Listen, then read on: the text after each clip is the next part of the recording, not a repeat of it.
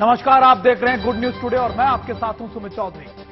दुनिया के सबसे पावरफुल राष्ट्रपतियों में से एक रूस के राष्ट्रपति व्लादिमीर पुतिन, जिन्हें रूस में सुपरमैन के नाम से भी जाना जाता है। उनकी कहानियां और किस्से पूरे रूस में सुनाए जाते हैं। लेकिन क्या रूस के राष्ट्रपति भी रूस में सुरक्षित नहीं है? ये सवाल इसलिए खड़े हो रहे हैं क्योंकि रूस के राष्ट्रपति पर हुए हमले ने पूरी दुनिया में भूचाल ला दिया है। पुतिन को उन्हीं के घर में निशाना बनाने की कोशिश की गई। रूस ने यूक्रेन पर ड्रोन हमले के जरिए पुतिन की हत्या की कोशिश का आरोप लगाया है। कहा तो यह भी जा रहा है कि रूस यूक्रेन को बेहद कड़ा और बड़ा जवाब देने की तैयारी में जुट गया है। तो क्या 1.5 साल से चली आ रही जंग अब और भयानक रूप लेने वाली है? यह रिपोर्ट देखिए।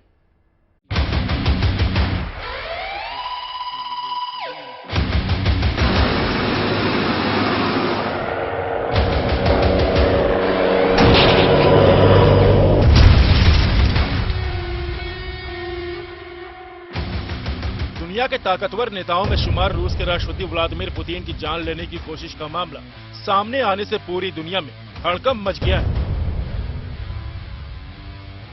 रूस की तरफ से यूक्रेन को लेकर आतंकी हमला किए जाने की बात कही गई है। साथ ही राष्ट्रपति पुतिन की हत्या की कोशिश का आरोप लगाया गया है।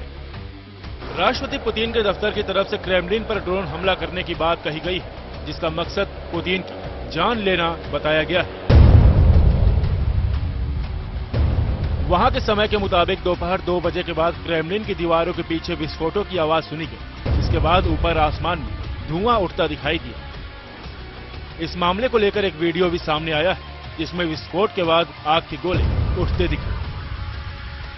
रूस का कहना है कि यूक्रेन ने 2 ड्रोन के जरिए क्रेमलिन को निशाना बनाने की कोशिश की। हालांकि ड्रोन हमले के वक्त राष्ट्रपति पुतिन क्रेमलिन में मौजूद नहीं थे। रूस के राष्ट्रपति की सुरक्षा के साथ ही एयर डिफेंस सिस्टम बेहद ताकतवर है। ऐसे में बड़ा सवाल यह है कि आखिर यह हमला हुआ तो चूक कहां हुई? नहीं, इसमें कोई शक नहीं कि एयर डिफेंस सिस्टम बहुत अच्छा काम किया। इसीलिए यही कारण है कि इलेक्ट्रॉनिकली कम से कम उसको ध्वस्त कर सके। जो 2 ड्रोन जिन्होंने जहां पे पुतिन रहते हैं क्रेमलिन में, उसके ऊपर हमले से कम वो बच सके। चाहे पुतिन उधर नहीं थे, वो मॉस्को से थोड़ी दूरी पर थे, लेकिन क्योंकि एयर डिफेंस सिस्टम काम कर रहा है। लेकिन खतरे की बात यह है कि इतने नजदीक तक ड्रोन आ गया, जबकि इतना इस तरह का धमाका हुआ है। ये जरूर दर्शाता है कि जो एयर डिफेंस सिस्टम है क्रेमलिन का जो है वो जरूर काम किया, पर वहां तक आने के लिए इतने मुझे लगता है हंड्रेड्स ऑफ किलोमीटर तक उसने तय किया रास्ता। ये एक खतरनाक है। रूस की तरफ से दोनों ड्रोन को मार गिराने का दावा किया गया है। साथ ही इस हमले में किसी के घायल होने की जानकारी भी सामने नहीं आई है। बताया गया है कि इस ड्रोन हमले का राष्ट्रपति पुतिन के कामकाज पर कोई असर नहीं पड़ा है। वो पहले से तय अपने कार्यक्रमों के मुताबिक कामकाज कर रहे हैं। हमले की कोशिश का यह मामला विक्ट्री डे की पूर्व संध्या पर सामने आया। हालांकि रूस की तरफ से यह साफ कर दिया गया है कि परेड अपने तय समय पर होगी। इन सबके बीच पुतिन पर हमले को लेकर रूस का गुस्सा भड़क उठा है। वहां के सांसद ने यूक्रेन के राष्ट्रपति जेलेंस्की के आवास पर मिसाइल से हमले की मांग भी कर दी है। इन सबके बीच मॉस्को के मेयर ने ड्रोन की उड़ान पर बैन लगा दिया है। यह भी कहा जा रहा है कि रूस यूक्रेन के ड्रोन हमले का जवाब देने की तैयारी कर रहा है। इसको लेकर ये सवाल भी खड़े हो रहे हैं कि क्या ड्रोन हमला फ्यूचर वॉर की झलक है?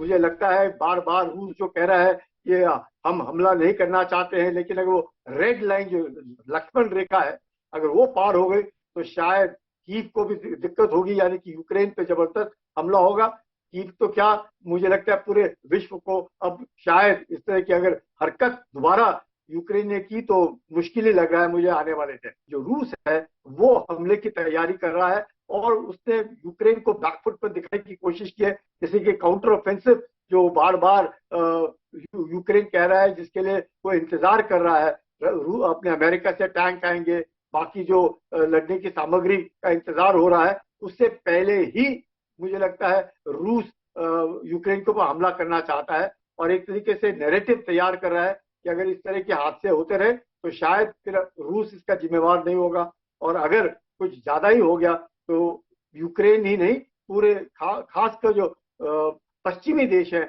और अमेरिका है, उसको इसकी कीमत चुकानी पड़ेगी। रूस और यूक्रेन में जारी जंग के बीच राष्ट्रपति पुतिन को निशाना बनाए जाने की कोशिश को लेकर यूक्रेन को रूस ने चेताया भी है। रूस की तरफ से जवाबी कार्रवाई का अधिकार होने की बात कही गई है। जाहिर इस मामले को लेकर रूस चुप नहीं बैठेगा। ऐसे में रूस के अगले कदम पर दुनिया भर की निगाह टिकी हुई।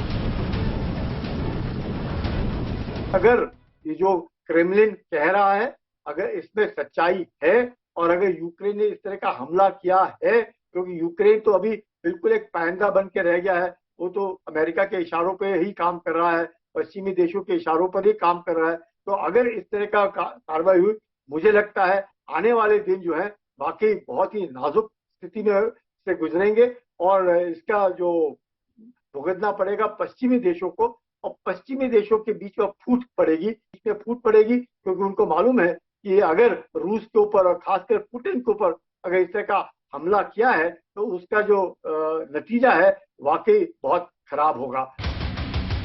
रूस के हमले के आरोपों पर यूक्रेन ने इसकी जानकारी से ही इनकार कर दिया है। यूक्रेन के राष्ट्रपति जेलेंस्की ने बार बार इसे दोहराया है कि यूक्रेन अपने क्षेत्र की रक्षा के लिए तत्पर रहता है और दूसरों पर हमला नहीं करता। लेकिन रूस के रुख को देखकर लग रहा है कि रूस यूक्रेन युद्ध और भीषण होगा। Bureau report, good news today.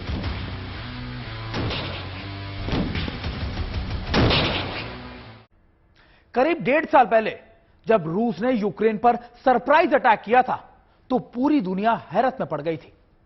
रूस ने कुछ घंटों में ही यूक्रेन पर बम वर्षा शुरू कर दी। बीतते दिनों के साथ आज यूक्रेन एक खंडरनुमा मुल्क दिखाई देता है, लेकिन फिर भी रूस वो हासिल नहीं कर पाया जिसके लिए इस युद्ध की शुरुआत की गई थी। यानी आज भी यूक्रेन एक मुल्क के तौर पर उसी तरीके से खड़ा है और लड़ भी रहा है। वहीं इन 1.5 सालों में पुतिन की इमेज को सबसे ज्यादा नुकसान पहुंचा है और पूरी दुनिया ही नहीं बल्कि अब रूस में भी उनकी मुखालफत शुरू हो गई है।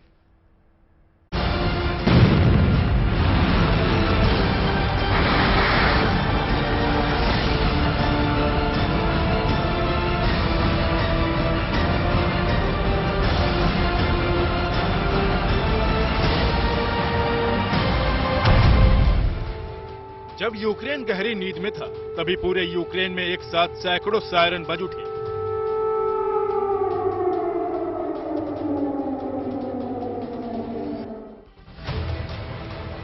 इससे पहले कि यूक्रेन के लोगों की नींद टूटती, रूसी सेना का ऐसा हमला शुरू हुआ जिसे न तो जेलेंस्की भूल पाएंगे और न ही अमेरिकी राष्ट्रपति बाइडेन। यूक्रेन के खिलाफ हुए इस हमले में रूस ने पूरी ताकत झोंक दी। ब्लैक सी में तैनात उसके युद्धपोत और सबमरीन ने क्रूज मिसाइल दागना शुरू कर दिया। दूसरी तरफ रूस के 20 से ज्यादा बम वर्षक विमानों ने यूक्रेन की वायु सीमा को भेदते हुए उस पर भीषण बमबारी शुरू कर दी।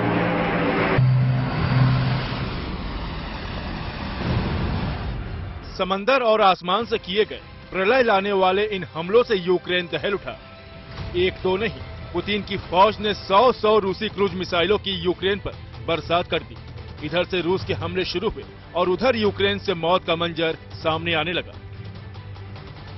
यूक्रेन के शहर पावलोग्राद में धमाकों की गूंज सुनाई दे रही थी। वहीं आग की ऊंची ऊंची लपटें तबाही की कहानी बयां कर रही थी। यूक्रेन ने रूस पर पलटवार की तैयारी के लिए हथियारों और गोला बारूद का जखीरा इकट्ठा किया था। रूस ने यूक्रेन के हथियारों के डिपो को खास तौर पर निशाना बनाया। यूक्रेन की मदद के लिए पश्चिमी देशों ने ट्रेन के जरिए 200 टन गोला बारूद और हथियार भेजा था। रूस ने उस ट्रेन पर एक बम गिराया और बाकी का काम खुद ब खुद हो गया। पूरी ट्रेन उसी गोला बारूद के धमाकों से तबाह हो गई जो इस पर सवार थे।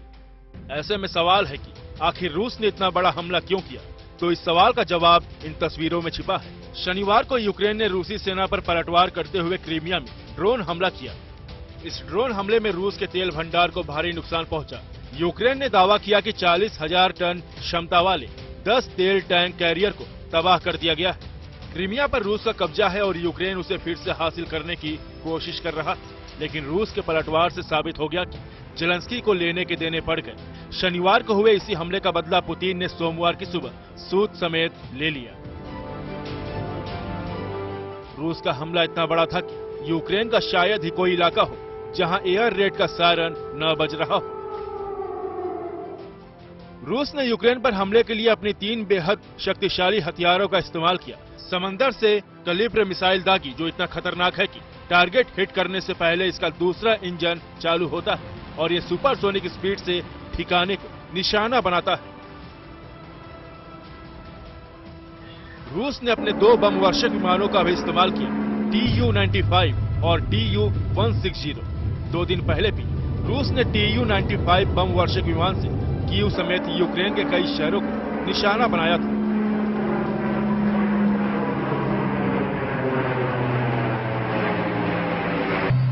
यूक्रेन ने दावा किया कि उसने कई मिसाइलों के हमले रोक दिए, लेकिन सवाल उठ रहे हैं कि क्या यूक्रेन का एयर डिफेंस सिस्टम पूरी तरह तबाह हो चुका है?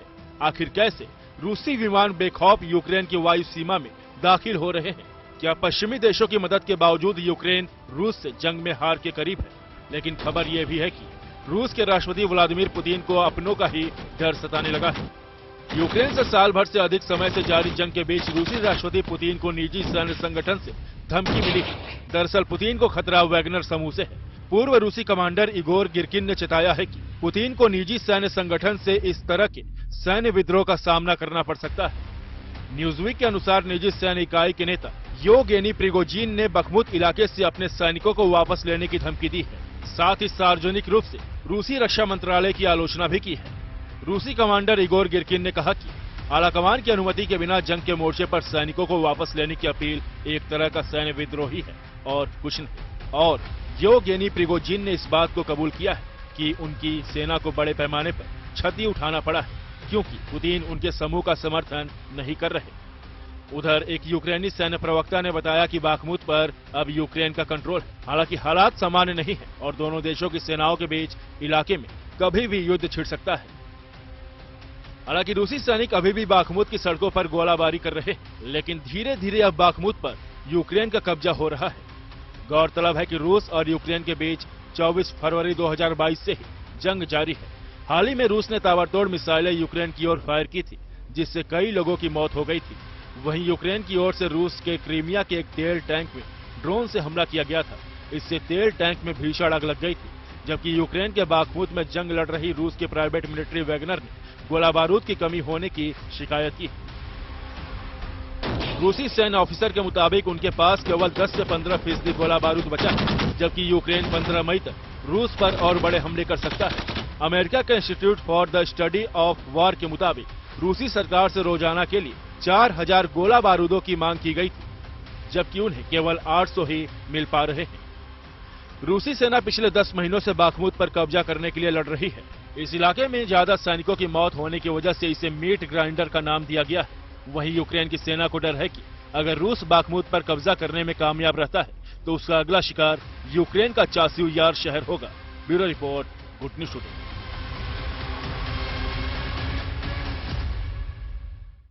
रूस जैसे सुपर पावर मुल्क के सामने अगर यूक्रेन डटकर खड़ा रहा तो इसके पीछे और सबसे बड़ा कारण था यूक्रेन को पश्चिमी देशों से मिलने वाली सैन्य मदद।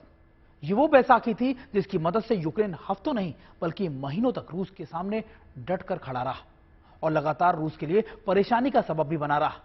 यूक्रेन की ड्रोन पावर ने ही रूस के लिए सबसे ज्यादा मुश्किलें पैदा की, लेकिन अब रूस भी पूरे दमखम के साथ एक बार फिर से युद्ध में वापसी का प्लान बना रहा है।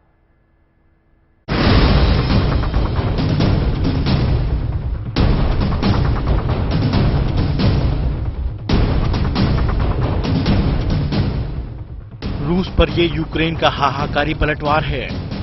30 अप्रैल को क्रीमिया में रूस का तेल डिपो उड़ाने के 3 दिन बाद एक बार फिर यूक्रेन ने क्रीमिया से सटे रूसी तेल डिपो को निशाना बनाया है।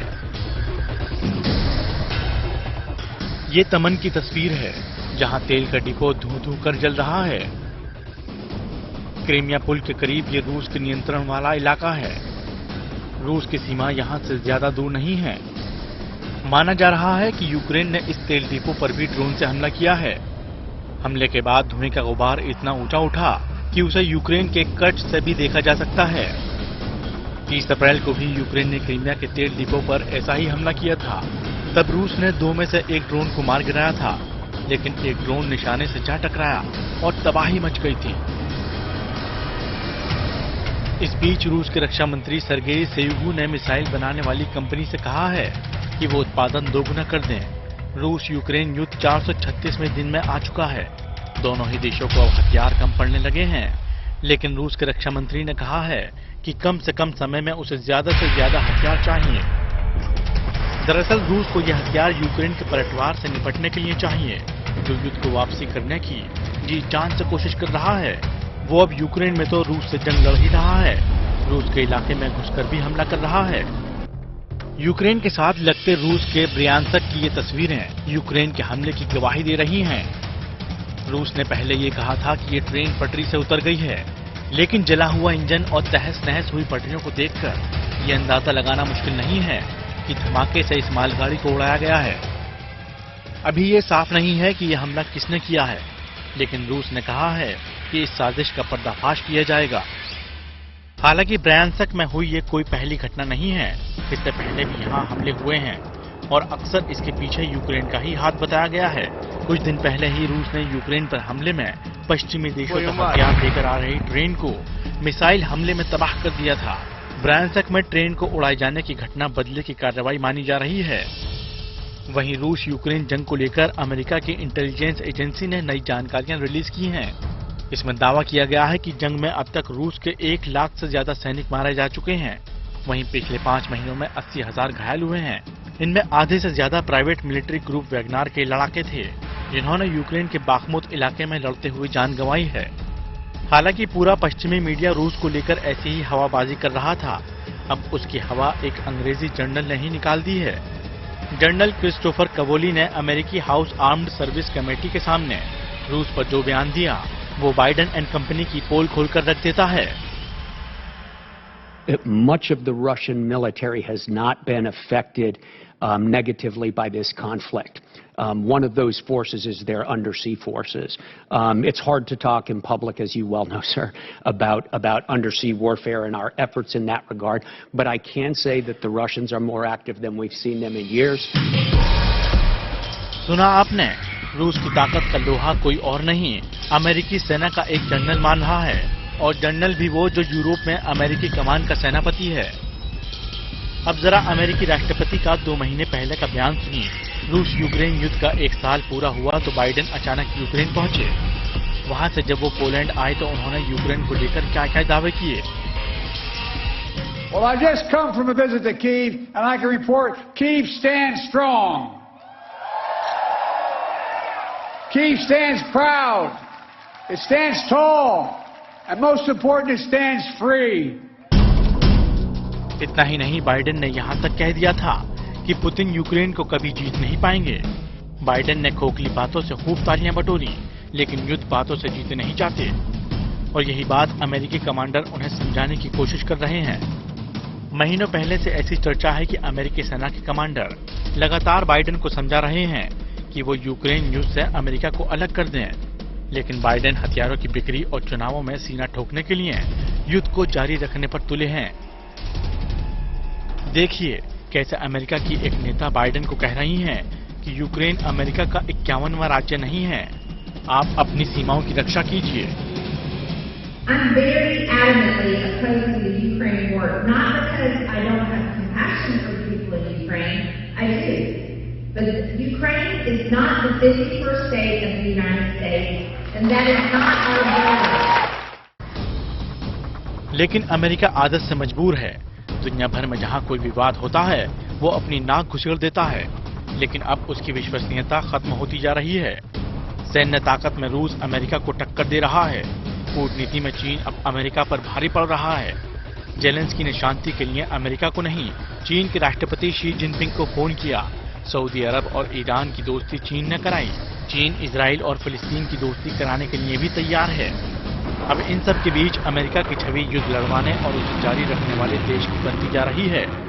अमेरिकी जनरल और नेता बाइडेन को आईना दिखा रहे हैं, और अगर अमेरिका अब भी नहीं समझा तो यूक्रेन के बाद पुतिन उसे समझा सकते हैं। Bureau report, good news today.